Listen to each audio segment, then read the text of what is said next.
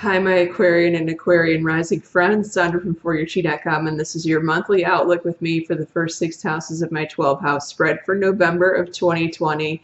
If you're new to this channel, welcome. So this is where we do halfsies. The first 6 houses are free here on YouTube. The remainder of the reading you will find in the Vimeo link contained below. And I will tell you exactly what we're going to look at before I turn this video off here on YouTube. But the bottom line is I have 27 cards on this table. We're going to look at 15 cards here on YouTube, and the remainder will be in the extended read below. If you have not subscribed and clicked the notification bell, please do. I do 2 free drawings a month. I draw a zodiac winner to win the full video. This month that is Leo. If you know any Leos, please check that out and share that with them. That will help them. And the other drawing that I do is I draw a lucky YouTube subscriber to win a free email reading with me with the cards of truth that are very different than what I do here now. Cards of truth are laser focused, accurate, and detailed. Always shocks the clients, which is why I give one away per month. Let's look at your November, shall we? First house here, suffering in silence. So this means Aquarians are doing all the hard work by themselves and they're not asking for any help. You guys do this a lot, right? It's not the first time this has come up in these readings, and it probably won't be the last time. However, this message says that help is available to you. You simply need to ask, and ye shall receive, right? And be very specific when you ask in the delegation of chores or whatever it is that you need to get done here. And you have sort of a confirmation message that this is going to work. So after you ask for help, you have a victory here. There is help available to you. Someone is going to ride to your rescue. So not to worry. Okay, don't fret about it and don't feel guilty over it. Someone's glad to help. I love this money house message. Second house talks about your money and also your stuff. Destiny is the Wheel of Fortune card. It is the luckiest card in this entire deck. So luck is turning around in your favor. Now, there is an action step that's required because Adriana comes in here to tell you you are being guided to the answer to your prayers. Follow these steps that you're getting with your intuition very carefully. This could also come in the form of a dream. A lot of times that happens. Now, it could come in the form of a daydream, or it could come in the form of some other synchronistic event, such as you overhearing a conversation that is very synchronistic because you were just thinking of that, or you just heard about that through somewhere else. And these are all signs for you to do something here. Then shortly there, and it could be more than one step, right? For some of you, it's going to be one step. For some of you, it's going to be 2 or 3 or even more steps to take. And it pays off for you very quickly. Now, there is a warning here in your house of siblings, brother or sister. We have the Devil card. Excuse me. Okay, so for some of you, you may have a brother or sister who has an alcohol and or drug problem. Now, if they have been sober, it is possible that they could fall off the wagon here in November or right around the holidays. Or they could just be acting a fool, and that's because they have this energy problem, if you catch my drift here. For others of you, your sibling could be experiencing this as another person in their life. So, you know, their partner could be acting a fool like this, or another family member that they have to, you know, it could be their child, right? Or someone else that they live with, or they could meet a partner in November that has this problem. Big time warning. Not a caution flag. This is a red flag. And there's the warning continues here. with this angel card, Desiree, which means no. Just say no to this person. If this is your sibling who has the drug or alcohol problem, you are saying no. I'm so sorry. You can't crash on my couch tonight because the couch is taken, right? Stuff like that. For the other part of you where this is talking about your sibling that is experiencing this because it's someone else in their life, then they are going to have to say no. No, no, no, not right now. Okay? All right. Fourth house. I don't know why I keep showing these cards upside down. Fourth house, where you live right now. For others of you, this could be also talking about your father, because sometimes your father or father figure could show up in the fourth house. Trapped in fear. So this says that you were afraid to make a move here. This is talking about where you live. For others of you, this is talking about your father feels like he's trapped and he can't get out of the situation of whatever he's in right now. Now,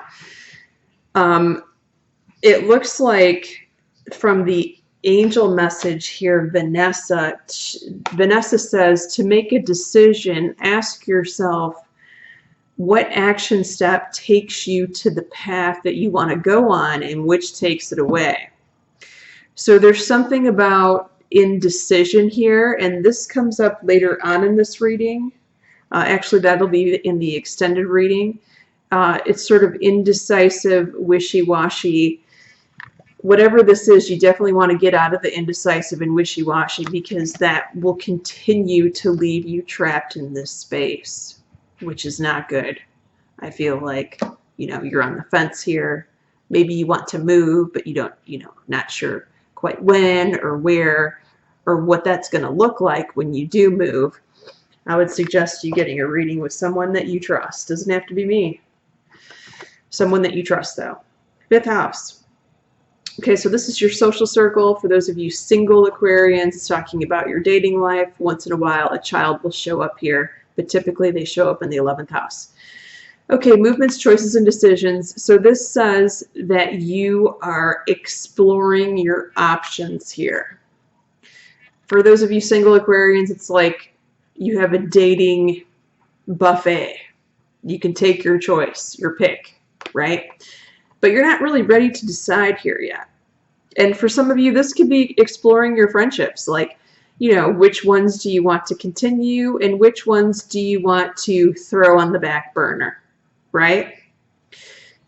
So you're going to be thinking about this month of November. Now, Fiona is here to tell us that now you've asked for angelic help, and for some of you, this is going to be about dating. Be open to receiving the advice that's coming in. So this is about not questioning, not second guessing yourself when the answer to your prayer comes. Pay close attention to the messages that you're receiving after you pray about dating, about meeting that certain person. Or maybe you're praying about meeting different friends, right? And then all of a sudden one shows up or you meet someone new. Pay attention to those synchronistic events that are happening, okay? Now your sixth house, work and health, emotional loss. So emotional loss is it's not as big of a deal as this card seems to portray it, right? It just says that there's a little something missing this month in your work department, or maybe your health. Maybe you're feeling a little bit under the weather, or you've got something minor going on.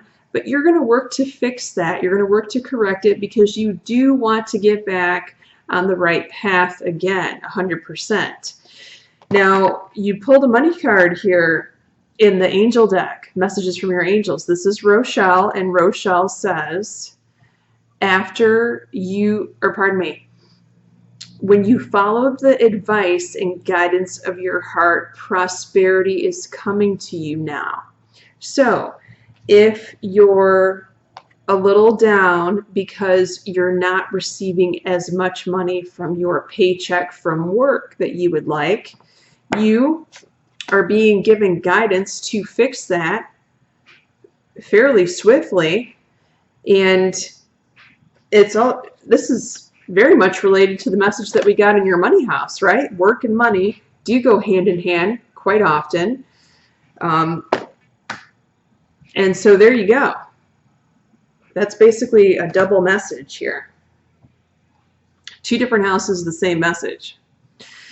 All right, we're almost ready to take this to the Vimeo reading for the extended reading. But before we do that, I want to tell you what signs showed up and what signs that I see who are around you in your 7th house of relationships this month. Primary relationships, partnerships, mostly romantic, right? But for some of you that do have business partners show up in the 7th house. Now, you pulled cups here.